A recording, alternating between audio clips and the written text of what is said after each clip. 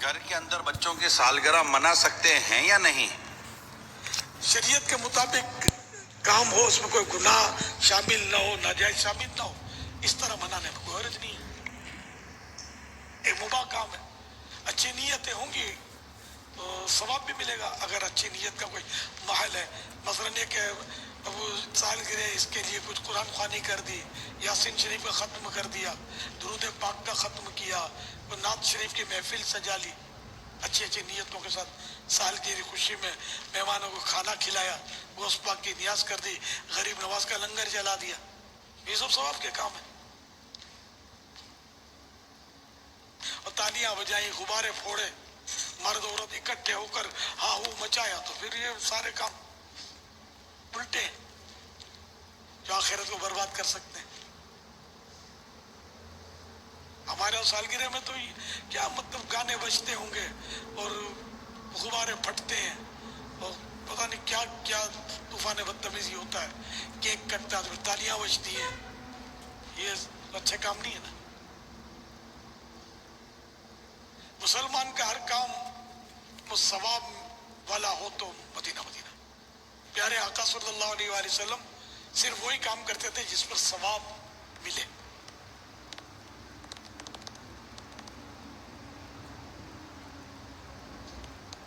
آپ کیا سمجھا رہے کہ بھائی لوگ کیک سنا کاٹتے نہیں ہیں، اب کیک کھلا دیتے ہیں؟ تو کاٹتے تو ویسے کاٹے بغیر تو کھایا نہیں جائے گا، ہاں ایک تو پورا کیک تو منہ میں نہیں ڈالے گا، چمچ سے کھلا دیتے ہیں۔ چھری سے بھی کاٹتے ہوں گے، تو کیک کاٹنے میں کیا ہے، یعنی کہ اگر چھری سے کاٹا تو کوئی اس میں کوئی وہ تھوڑی کہ کوئی تکبیر پڑھنی پڑے گی بسم اللہ اللہ اکبر کہہ کر، تو چھری سے کاٹے یا چمچ سے کاٹے۔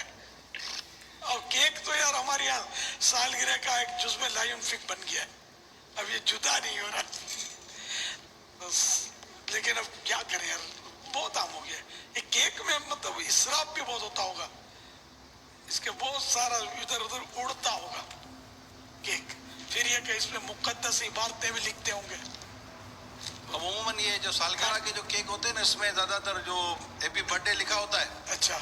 یہ اکثر یہی لکھا ہوگا ہیپی برتھ ڈے، یا جس کا سالگرہ ہے نا اس کا نام لکھا ہوگا، وہ بھی اس کریم سے لکھا ہوتا ہے جو کریم کھائی جاتی ہے، یہ تو یہاں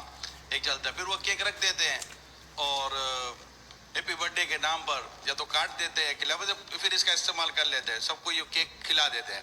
تو یہ ہمارے یہاں رائج ہے۔ اور بڑوں کے پھر تھوڑے بڑے انداز ہوتے ہیں، بچوں کے یہاں پہ کچھ اور انداز ہوتا ہے، ہر ایک کے الگ الگ انداز ہیں۔ آپ نے ماشاءاللہ شریعت کی پابندی کے جو ارشاد فرمایا،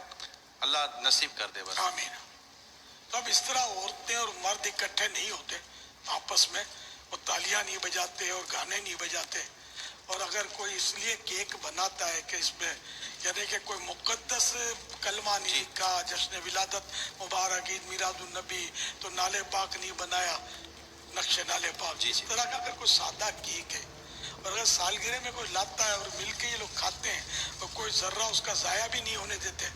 اور بے شک غریب نواز کی نیاز کر دیتے ہیں، وہی رجب شریف کا مہینہ ہے، امام جعفر صادق کی نیاز رسالے ثواب کر دیتے ہیں، یا سیدنا امیر معاویہ کا رسالے ثواب کر لیتے ہیں کہ 22 رجب ان کا یوم عرس ہے، تو اس طرح کوئی بھی ایسے اگر کر لیتے ہیں اور کیک کھاتے ہیں سالگرہ میں تو سارے کو، اور نہیں بھی کرتے اس سال سے تو کیک کھانا تو حلال ہے، تو ہمارے یہاں آج کل کھایا جاتا ہے، تو بس کریں وہ کہ جس میں کم از کم یہ کہ بندہ گناہ میں نہ پڑے، یہ خیال رکھنا کہ ضائع نہ ہو بالکل، اور اس میں کوئی مقدس چیز نہیں لکھنی، اور تالیاں نہیں بجانی، ایک طرف مرد کھڑے ہیں ایک طرف عورتیں کھڑی ہیں، موویاں بن رہی ہیں، یہ دندے نہیں، غبارے پھٹ رہے ہیں، تو آپ غبارہ سارے مفت تو نہیں آتے، یہ غبارے میں نہیں سمجھتے، اگر بلون بچوں کو بٹھا بلون کر پھاڑتے ہیں، وہ بچوں کو بٹھا کر، جیسے اب جو سالگرہ گھر گھر کا ایک ایونٹ ہو گیا، یوں سمجھو، اچھا گھر میں اگر مثال کہ تو 5 سے 6 بچے ہیں اور 2 بڑے ہیں 3 بڑے ہیں، تو یہ سال میں یوں سمجھے کہ گھر میں کوئی 7 8 10 دفعہ سالگرہ منائی جائے گی، جو گھر میں افراد ہیں، تو یہ کہ ہاؤس ایونٹ ہے مستقل بنیادوں پر، یوں سمجھیں ہم۔ اب بعض وقت کیا ہوتا ہوگا، اردو میں بھی اسلامی تاریخ پر بھی منائی جا رہی ہوگی، انگلش پر بھی منایا جائے گا، تو پتہ چلا کہ 10 کی جگہ وہ 20 دن ہو گیا۔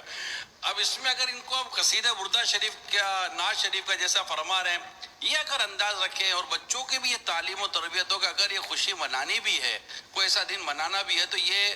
اس میں اللہ اور اس کے رسول کا ذکر کر کے منائے اور چیزیں ضائع نہ ہو، اور اس کا پیغام بھی عام کرے، بچوں کو بھی بتائیں کہ غبارے نہ پھولائیں بیٹے، اس کو پھاڑنے پڑیں گے، یہ نہ گرائیں وہ نہ گرائیں، تاکہ ہم دنیا سے چلے جائیں۔ اگر بچے بھی کل کو منائیں تو بچوں کو پتہ ہو کہ ہمارے بڑوں نے ہمیں یہ طریقہ کار بتایا ہے جس میں اسراف اور ضائع۔ میں نے امیر سنت کو چند مرتبہ دیکھا ہے، اسید بھائی، اسید رضا جو ہے ہمارے شہزادہ حضور کے شہزادے، یہ ہیں حسن رضا ہوتے ہیں، اور چھوٹے بچے ہوتے ہیں، حبیبہ بھائی ہوتی ہے وغیرہ وغیرہ۔ تو امیر سنت کو میں نے دیکھا ہے کہ جیسے ہم لوگ تو منع کر دیتے ہیں نا، یہ میرے پریکٹیکل بات میں آپ کو بیان کروں، شاید ہو سکتا ہے کہ آپ کو فائدہ دے دے، ہم بچے کو منع کر دیتے ہیں کہ نہیں۔ امیر سنت کو میں نے دیکھا ہے کہ یہ صرف نہیں کہتے، نہیں کی وجہ بیان کرتے ہیں کہ یہ نہیں کرنا چاہیے۔ اب کیوں نہیں کرنا چاہیے؟ اچھا میں نہیں کر رہا ہوں تو میں کیوں نہیں کر رہا ہوں، اس کی وجہ بیان کرتے ہیں۔ میں نے پرسنلی طور پہ دیکھا کہ اس کے اتنے فوائد نظر آتے بظاہر، اور بچہ بھی جب اس کو دہراتا ہے تو ایسا لگتا ہے کہ وہ بچے کو یاد رہ جاتا ہے کہ یار مجھے اگر میرے بڑوں نے منع کیا ہے، میرے بزرگ نے منع کیا ہے، والد یا والدہ نے منع کیا، اس کی وجہ یہ ہے۔ ورنہ وجہ نہیں پتا ہوگی تو بولے یار ان کی سمجھ میں نہیں آتا ہوگا تو منع کر دیا۔ وجہ بتائیں اور وجہ ان کو یاد کرائیں۔ اللہ نے چاہا تو اس سے بچوں کی تربیت بہت زبردست تربیت ہوگی۔ یہ میں نے چند دفعہ دیکھا ہے، اور پھر ان بچوں کو میں نے رپلائی دیکھا ہے، پھر مختلف اوقات میں پھر یہ بڑوں کو یاد دلاتے ہیں، وہ آپ نے کہا تھا نا، وہ آپ نے کہا تھا نا، تو یوں کریں۔ تو اس سے ایسا لگتا ہے کہ شاید ہمارے تربیت کے معاملات میں بہت بہتری آ جائے۔ جو دیکھا ہے وہ میں عرض کرتا ہوں۔ صلو علی الحبیب۔ صلی اللہ علیہ وسلم۔ تہجد کی نماز میں کیا تلاوت میں کیا پڑھنا چاہیے؟